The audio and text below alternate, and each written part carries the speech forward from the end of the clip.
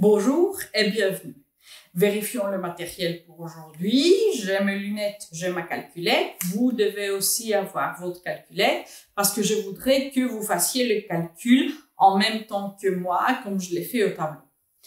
Qu'est-ce qu'on va voir aujourd'hui alors? Qui aura besoin de la calculette? On va avoir la forme d'une oscillation amortie et on va prendre cette oscillation et on va faire l'équation de son élongation. Qu'est-ce que c'est une oscillation amortie et pourquoi ce n'est pas la sinusoïdale dont on était habitué jusqu'à maintenant? Parce que jusqu'à maintenant, c'est qu'on a vu par exemple l'oscillation d'un pendule, on a dérangé de la position d'équilibre et ça continue finalement à osciller exactement avec la même amplitude à tout jamais.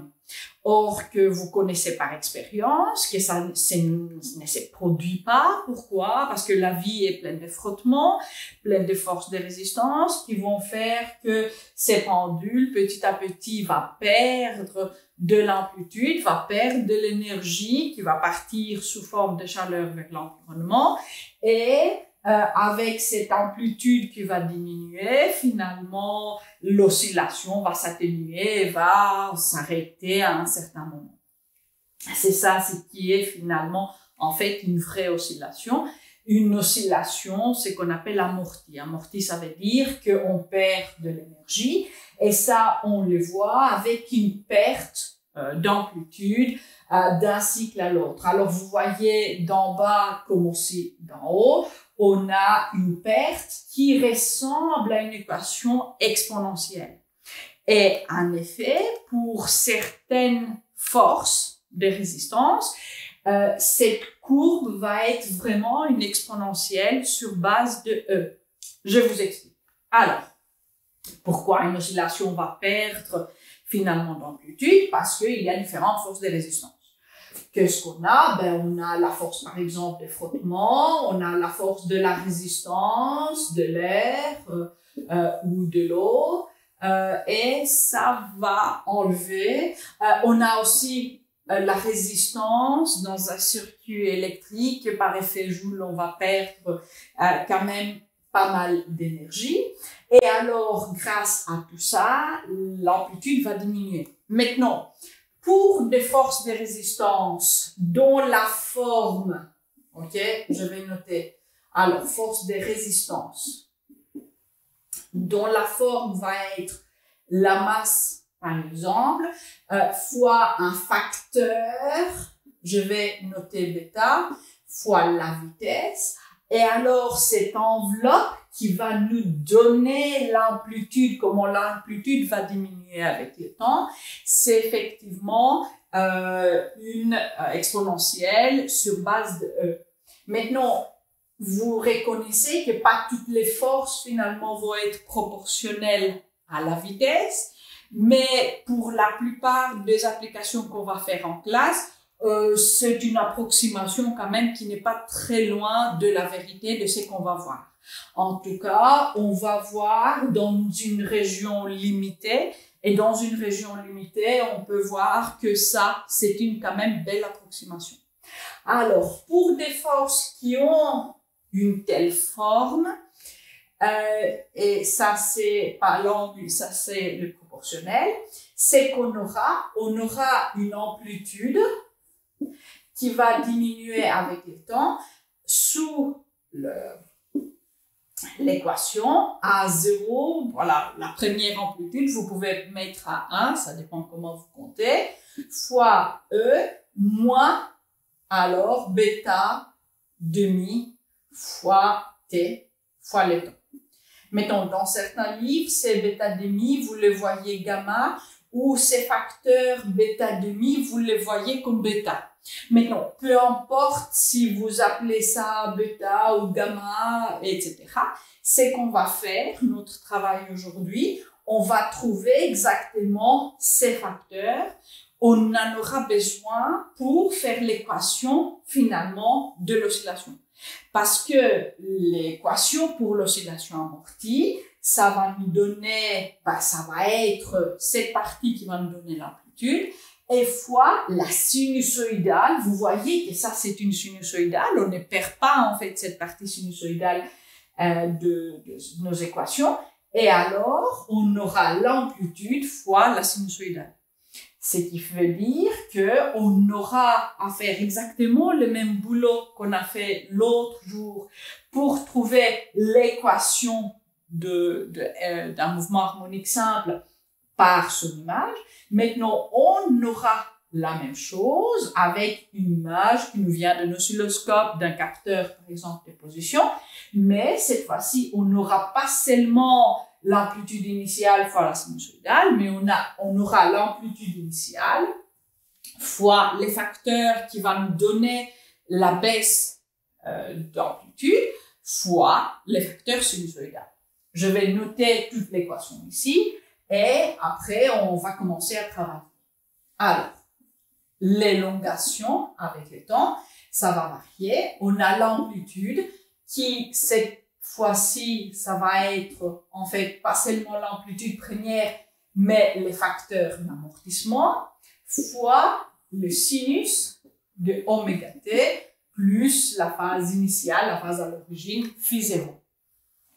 Alors, de ces graphiques, on aura à prendre quelques mesures de plus. Avant, on prenait 3 mesures, si vous vous souvenez bien.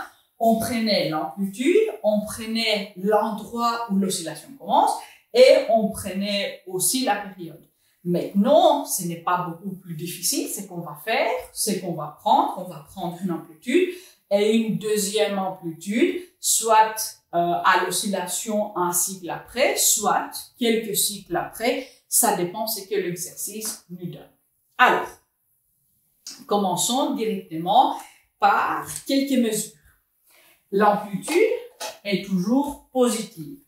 Et ici, on voit qu'on arrive là en bas, moins 2, ça est en 0. L'amplitude initiale, la première plus grande, ça va être de 2 mètres. Alors, je vais noter là que l'amplitude initiale, ça va être 2 mètres. Ça, c'est facile. Autre chose qui est facile à voir, c'est la période et à mesurer. C'est la période. Alors, pour des oscillations qui sont peu amorties, pas vraiment très proches des critiques, ça on va discuter un peu plus tard, on peut mesurer la période soit de bas en bas entre un cycle et l'autre, soit de haut en haut, soit d'un 0 à un deuxième 0. Et si on prend la même mesure un peu plus tard, on trouvera la même chose. Alors, ici, j'ai noté la mesure pour vous, c'est 0,5 secondes, c'est qui va nous aider à calculer oméga. Alors, oméga, qui est 2pi sur la période, ça va être 2pi sur 0,5 secondes, ça va faire que oméga, ça va être 4pi rad par seconde. Rad par seconde. Très bien. Alors, on a calculé l'amplitude initiale, on a calculé oméga. Avant de partir pour calculer ces facteurs, les facteurs d'amortissement, je vais calculer la phase initiale. Alors, si vous vous souvenez bien, pour calculer la phase initiale, c'est qu'on regardait, avant de commencer le calcul, c'est dans quel quadrant on est. Maintenant, à temps 0, on est négatif et on va encore plus au négatif. Et alors, ça nous fait en fait, ça nous apporte le souvenir finalement du 3e quadrant. Alors, pour la phase initiale, on doit en fait réfléchir qu'on est dans le 3e quadrant. Alors, dans le 3e quadrant, c'est qu'on peut faire, on peut prendre en fait les rapports entre l'endroit où on est et l'amplitude pour voir exactement finalement c'est phi 0, faire l'arc sinus. Et après, comme la calculette va nous donner ces arcs sinus, si on fait en positif au 1er quadrant ou au 4e quadrant, on doit faire la translation, en fait, on doit les mettre au 3e quadrant. Comment est-ce qu'on va les mettre au 3e quadrant? Vous vous souvenez que finalement phi 0, ça va être pi plus alpha, où alpha, c'est l'angle qu'on a en faisant arc sinus. Ici, le combien est l'élongation divisé par l'amplitude et mettre tout positif. Alors, je vous montre mon calcul, je vous dis mon calcul et je vais vous demander de le faire aussi. Alors, on met bien la calculette en radians et puis on va. Alors, je vais prendre seulement le positif. Je vais faire 0,8 divisé par 2. Ça fait 2 cinquièmes. Et alors, si je fais arc sinus de 2 cinquièmes, j'aurai... Alors, je note, si je fais arc sinus de 0,8 sur 2, ça va faire 0,41 rad. Alors, qu'est-ce que c'est? Ça, c'est pas la phase initiale, ça, c'est la phase initiale si on était au positif. Alors, je vais noter ça A. Comme on est au troisième quadrant, on doit ajouter pi sur ça. Alors, je vais ajouter pi. Et finalement, cette phase va être de 3,55 rad.